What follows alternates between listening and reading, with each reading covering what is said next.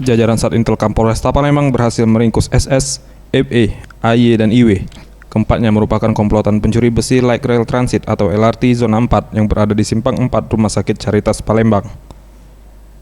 Berdasarkan informasi yang dihimpun, aksi para pelaku tersebut terjadi pada Selasa lalu sekitar pukul 1 dini hari, di mana ketika itu tersangka AY, SS, dan FE, serta AI yang masih dalam pengejaran kepolisian berkeliling Palembang mencari target dengan 2 sepeda motor. Setibanya di lokasi proyek pembangunan LRT Zona 4, keempat pelaku langsung mengambil potongan plat besi dan membawanya menggunakan sepeda motor. Sekitar pukul 5 sore, FE berniat menjual hasil curiannya kepada pengepul barang rongsokan di kawasan Kecamatan Kertapati dengan menyewa mobil milik tersangka IW untuk membawanya.